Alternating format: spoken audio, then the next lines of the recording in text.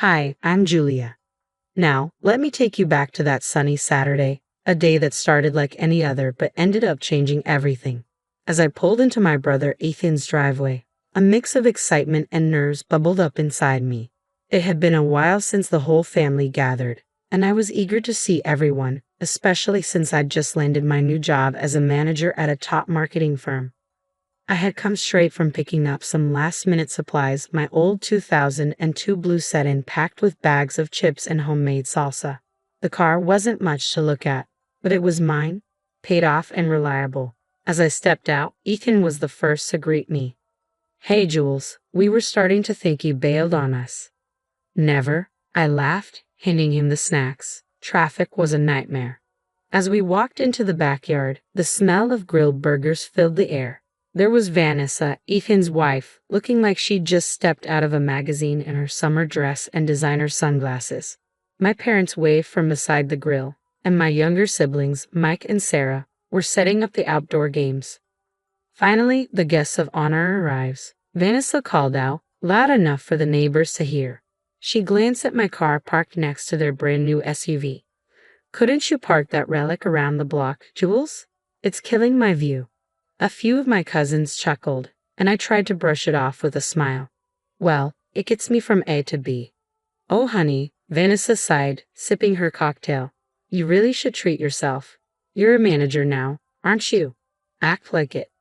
I started to respond, but Vanessa had already moved on, gathering people for a game. I stood there, her words steaming. Ethan caught my eye, his face apologetic. He shrugged, mouthing, "Don't let her get to you." The afternoon wore on with the usual barbecue fun. I mingled, played games, and tried to keep the mood light, but Vanessa's words nagged at me. It wasn't just about the car, it was her subtle way of reminding me where I stood in her world. Later, as we all sat down to eat, the conversation buzzed with updates on everyone's lives. I shared the news about my new job, earning congratulations and questions from family members. Vanessa, meanwhile, seemed oblivious to the bombshell I was about to drop. "So, Julia," she said with a smirk, "must be a big step up from your old gig, huh? Hopefully, they're paying you enough to get rid of that car soon." She nudged Ethan, grinning. Before I could reply, my mom spoke up. "We're all proud of Julia. She's worked hard for this." The meal continued, filled with laughter and stories, but the tension simmered beneath the surface. As the sun set and people started saying their goodbyes, I helped clean up, the weight of Vanessa's arrogance and the looming reality of Monday morning filling my thoughts. Little did she know, the tables were about to turn. Walking into the sleek glass building on Monday, my stomach flipped with nerves. First days are always nerve-wracking, but this wasn't just any first day. I was stepping into a managerial role at one of the most prestigious marketing firms in the city. The receptionist greeted me with a bright smile as I passed through the lobby. "Good morning, Julia. They're ready for you upstairs." Stepping out of the elevator, I was met with a round of applause from my new team. Mr. Carter, the director, shook my hand warmly. "Everyone, let's officially welcome Julia as your new project manager." The room buzzed with cheers and polite clapping. Scanning the faces, my eyes landed on Vanessa. Her applause was slow, her smile tight. She hadn't known I was going to be her boss until this very moment. "Let's catch up after this, Julia," Vanessa said, her tone a mixture of surprise and forced cheerfulness. "Sure, let's do that," I replied calmly, keeping my voice professional, masking the swirl of emotions inside. As the team settled in, I took my place at the head of the conference table and outlined the morning's agenda. Vanessa's eyes remained glued to her notepad, scribbling furiously, avoiding my gaze. When the meeting wrapped up, the team dispersed, but Vanessa lingered, her steps hesitant. "Julia, about the barbecue. I hope there are no hard feelings," she said softly, her voice a stark contrast to her usual boldness. "Vanessa, let's keep our focus on work. Personal matters stay outside these walls," I replied, offering her a polite but distant smile. "Of course, you're right," she nodded, her eyes darting away, unable to fully mask her unease. Over the next few days, I dove deep into project files and performance reports. Vanessa's work stood out, though not for good reasons. There were discrepancies in her project timelines and budget allocations that didn't add up. During our one-on-one meetings, I addressed them head-on. "Vanessa, I've noticed some discrepancies in the Smith account. Can you walk me through your process here?" Sure, I mean, it's probably just minor oversights. You know how it goes with deadlines and all. She laughed nervously, fidgeting with her pen.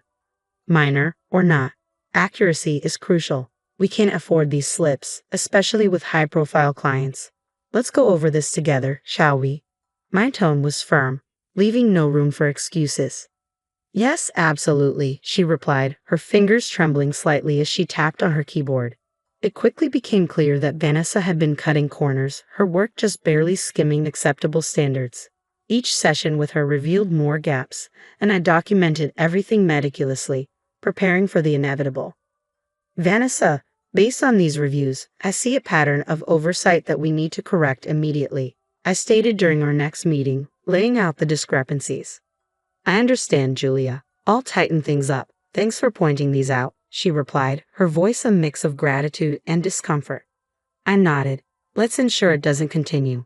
Our clients and our team rely on our diligence. As she left my office, the weight of her situation seemed to settle on her shoulders. For me, it was about protecting the integrity of our work, but I couldn't deny the faintest twinge of satisfaction knowing that in its own way, justice was being served. The following Monday, I arrived early, feeling the heightened stakes, not just for me, but for Vanessa too. I could sense the pressure on her as she approached my office, clutching her oversized designer bag and a stack of files, her heels clicking against the polished floor. Got a minute? I beckoned her in, my tone purposeful. Sure thing, she replied, smoothing her blouse as she sat down. I'm putting you in charge of the Henderson project. It's small but crucial. Think of this as an opportunity to really showcase your skills. Explained, laying out the project details in front of her. Vanessa's eyes flicked up, a mix of nervousness and excitement dancing in them. Really? I mean, thanks, Julia. I won't let you down. I nodded, watching her closely. I'll be guiding you through it, but I want to see what you can do when you're leading. As the days rolled on, I kept a close watch on Vanessa's handling of the project. Meetings were frequent, and I made sure every decision and approval was documented. Her initial enthusiasm began to wane as the pressure mounted. Vanessa, during our last review, you mentioned outsourcing some of the graphics work. Have you vetted the vendor properly? I asked her in one of our strategy sessions. Oh yeah, they're good. I mean, I think they'll be fine, she replied, a bit too hastily. It's crucial they're more than just fine. Can you share the vetting process you followed? I pressed, my voice firm, knowing that any misstep now would be on record. She fumbled through her files, her facade of confidence slipping. I'll get that info to you by EOD. Just didn't bring the paperwork with me right now. Days turned into weeks, and the project's deadline loomed. We were in a team meeting, and it was Vanessa's turn to present her progress. The room was full, the air thick with anticipation. Vanessa stood, report in hand, but her usual poise was gone. All right, let's see. For the marketing strategy, we're planning to. She stumbled over her words, her report lacking the depth and clarity expected. From the corner, Mr. Carter raised his eyebrows and gave me a slight nod. This was the moment. As she floundered, I interjected. Vanessa, could you elaborate on how the budget was allocated? There seemed to be some discrepancies between your report and the initial estimates. Her face flushed. Well, I had to make some last-minute changes. The costs, they kind of got away from me. I see. It's crucial we stick to the planned budgets, especially with new clients, I remarked, turning to the team. It's important we all learn from this. The meeting ended with the team shuffling out, murmurs of concern about the project's status filling the room. Vanessa lingered, her defeat almost palpable. Julia, I tried to handle it. I don't know what went wrong, she confessed, her voice low. Managing projects is about oversight and adaptability, Vanessa. Let's discuss how we can rectify this, I said, my tone firm but not unkind. This moment wasn't just about her failure, it was about setting a standard for everyone. She nodded, agreeing to meet later.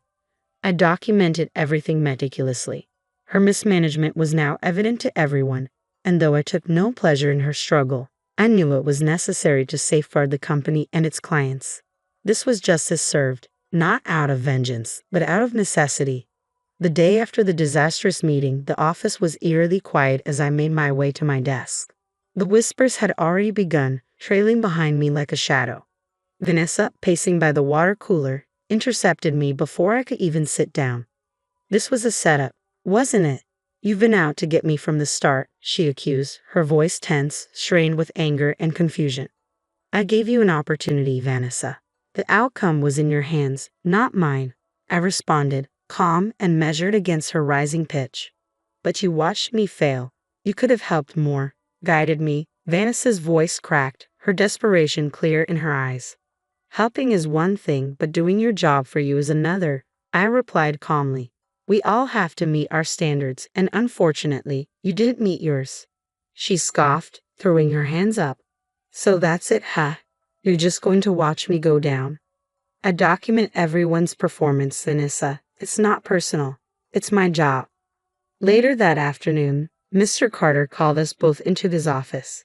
The atmosphere was thick, almost suffocating, as Vanessa and I sat across from him. He laid out the papers I had compiled, her mismanaged budgets, unvetted vendors, and timeline discrepancies. After reviewing the evidence and considering Julia's observations, we decided it's best for the company that we part ways with you, Vanessa, Mr. Carter said.